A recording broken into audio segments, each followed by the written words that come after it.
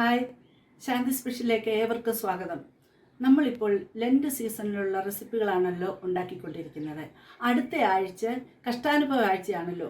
മിക്കവരും കഞ്ഞിയാണല്ലോ ഉപയോഗിക്കാറുള്ളത്. കഞ്ഞിയുടെ കൂടെ കഴിക്കാൻ പലതരം കറികൾ ഉപയോഗിക്കും. ഇന്ന് ഞാൻ നിങ്ങളെ പരിചയപ്പെടുത്താൻ പോകുന്നത് കഞ്ഞിയുടെ കൂടെ കഴിക്കുന്ന അസ്ത്രമാണ്. മിക്കവർക്കും അറിയാം, എന്നാലും അറിയാത്തവർ ഉണ്ടല്ലോ. അവർക്ക് വേണ്ടി ഞാൻ ഇത് കാണിക്കുകയാണ്. അതിന് നമ്മൾ ഉപയോഗിക്കുന്നത് ചേന, കാച്ചിൽ, ചേമ്പ് എന്നിവയാണ്.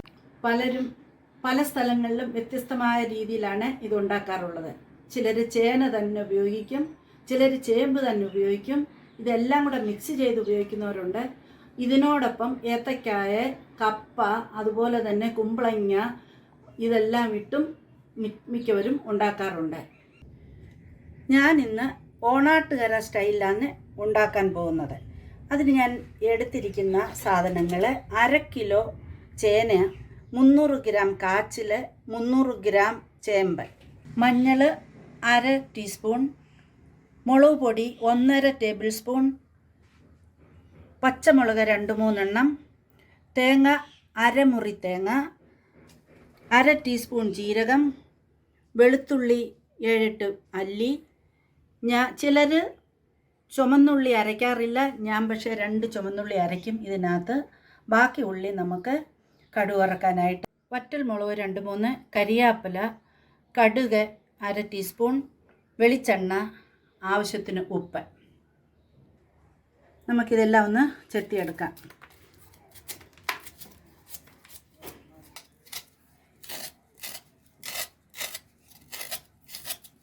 നമുക്ക് ചേന ചെത്താം.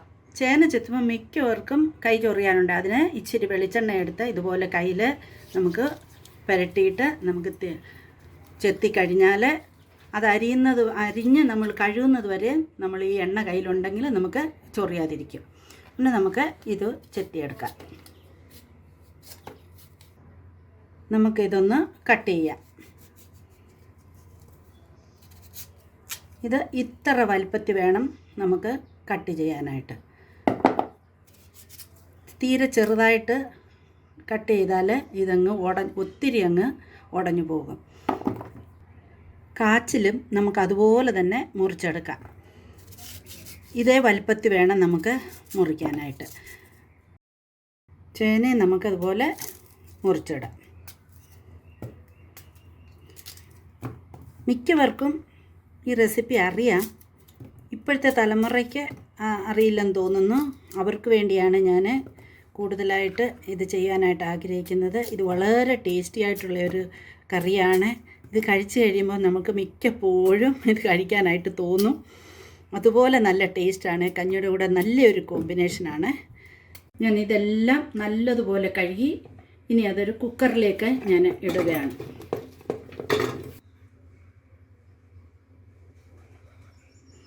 ഞാൻ 1/2 ടീസ്പൂൺ മഞ്ഞൾപ്പൊടി അതിനകത്തേക്ക് ഇട്ട് കൊടുക്കുന്നു.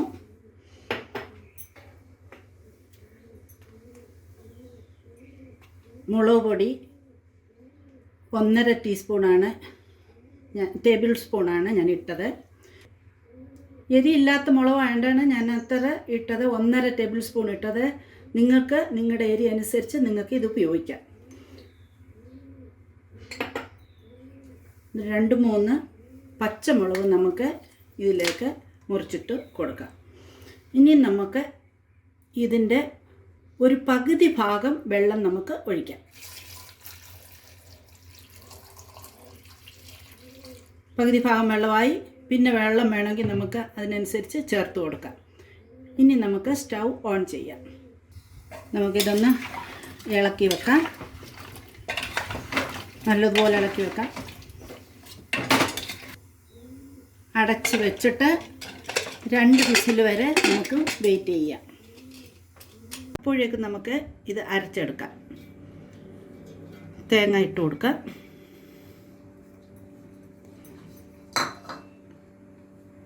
ജീരകം,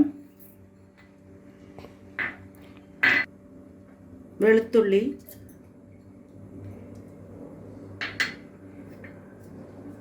ഒന്ന് രണ്ട് കൊച്ചുള്ളി, ഒരല്പം കളറിന് വേണ്ടി ശകലം മഞ്ഞൾപ്പൊടി. നമുക്കിത് നല്ലപോലെ അരച്ചെടുക്കാം. ഇത് വെന്തു. ഇനി നമുക്കിതൊന്ന് ഉടച്ചെടുക്കാം. ഉടയുന്നെന്ന് പറഞ്ഞാൽ അങ്ങനെ അധികം ഉടഞ്ഞു പോകണ്ട, ഇച്ചിരി ഇങ്ങനെ കിടക്കണം. അതാണ് അതിൻ്റെ ഒരു എരിശ്ശേരിയും ഇതും തമ്മിലുള്ള വ്യത്യാസമാണ്. എരിശ്ശേരിക്ക് നല്ലതുപോലെ ഉടയും, ഇത് അല്പം സ്വല്പമൊക്കെ അങ്ങനെ ഇങ്ങനെ ഉടയാതെ കിടക്കണം. അതാണ് ഇതിൻ്റെ പ്രത്യേകത. ഇത് ഉടഞ്ഞു. ഞാൻ ഒരുമാതിരി എല്ലാം ഉടച്ചു. ഇത് ഞാൻ കുക്കറിൽ വേവിക്കാനായിട്ട് വെച്ചതാണ്, പക്ഷേ ചട്ടിയിൽ വേവിക്കുന്നതാണ് ഏറ്റവും ടേസ്റ്റ്. അതുകൊണ്ട് ഞാൻ ചട്ടിയിലേക്ക് അത് ട്രാൻസ്ഫർ ചെയ്തിട്ട് ബാക്കി പ്രോസസ്സ് നമുക്ക് ചട്ടിയിൽ ചെയ്യാം. കുക്കറിലേക്ക് ഞാൻ ചൂടുവെള്ളം ഒഴിച്ചു കൊടുത്ത് അതിലേക്ക് ഞാൻ ഒഴിക്കുകയാണ്. തണുത്ത വെള്ളം ഒഴിക്കരുത്, തിളപ്പിച്ച വെള്ളമാണ് ഒഴിക്കേണ്ടത്. സ്റ്റൗ നമുക്ക് ഓൺ ചെയ്യാം.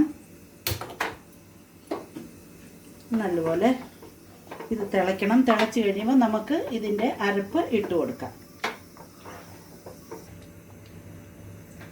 ഇത് തിളച്ചു. നമുക്കിനിയും അരപ്പ് അതിലേക്ക് ഇട്ട് കൊടുക്കാം. അരപ്പ് ഈ പരുവത്തിൽ വേണം അരയാൻ. ഒരുപാട് മഷി പോലെ അരയ്ക്കണ്ട, എന്നാൽ അരയാതിരിക്കുകയും ചെയ്യരുത്. ഇതുപോലെ അരച്ചെടുക്കണം.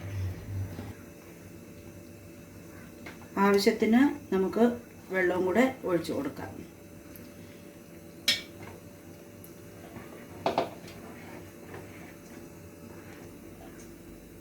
നമ്മൾ ഉപ്പിട്ടില്ല ഇതുവരെ, അതുകൊണ്ട് ആവശ്യത്തിന് ഉപ്പ് നമുക്ക് ഇട്ട് കൊടുക്കാം. കുറച്ച് കരിയാപ്പില നമുക്ക് ഇട്ട് കൊടുക്കാം.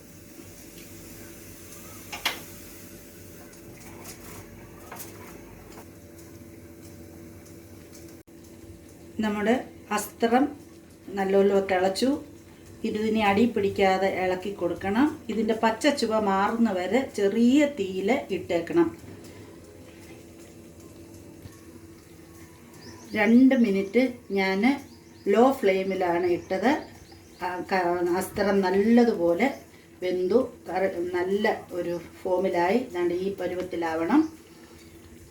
ഇതിൽ നമ്മൾ കട്ടി കുറേ കഴിയുമ്പോൾ അല്ലെങ്കിൽ ഇത് കട്ടിയായി പോവും. ഇച്ചിരി വെള്ളം കൂട്ടിയിടണം. എപ്പോഴും ഒഴിക്കുമ്പം തിളച്ച വെള്ളം വേണം ഒഴിക്കാനായിട്ട്. ഇനി നമുക്ക് സ്റ്റൗ ഓഫ് ചെയ്യാം. നമ്മുടെ അസ്ത്രം റെഡിയായി. ഇനി നമുക്ക് ഇതിന് താളിക്കാം. ചൂടായ എണ്ണയിലേക്ക് നമുക്ക് കടുകിട്ട് കൊടുക്കാം. ഞാൻ വെളിച്ചെണ്ണയാണ് എടുത്തിരിക്കുന്നത്. വെളിച്ചെണ്ണയാണ് ഏറ്റവും നല്ലത്. വെളിച്ചെണ്ണ ഇല്ലെങ്കിൽ മാത്രം വെജിറ്റബിൾ ഓയിൽ ഉപയോഗിക്കുക. അതിലേക്ക് ഉള്ളി അരിഞ്ഞെടുത്ത് കൊടുക്കാം.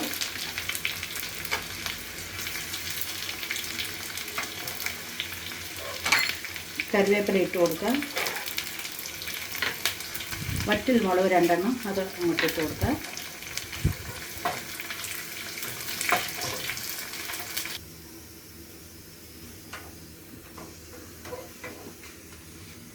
അത് കുറച്ച് നമുക്ക് ഇടാം.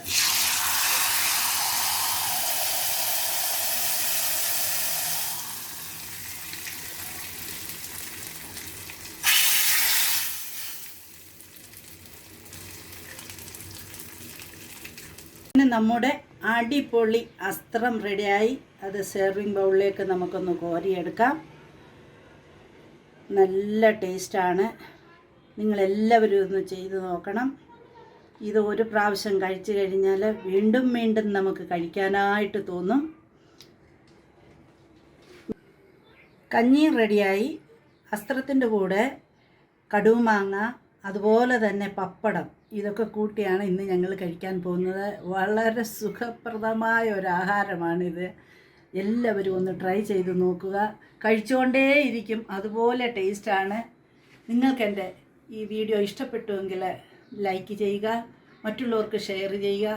സബ്സ്ക്രൈബ് ചെയ്യാത്തവർ സബ്സ്ക്രൈബ് ചെയ്യുക. ബെൽ ഐക്കോൺ ഒന്ന് ടച്ച് ചെയ്യുക. നിങ്ങൾക്ക് എൻ്റെ എല്ലാ വീഡിയോയും അന്നേരം ലഭിക്കുന്നതാണ്. Thank you. God bless you.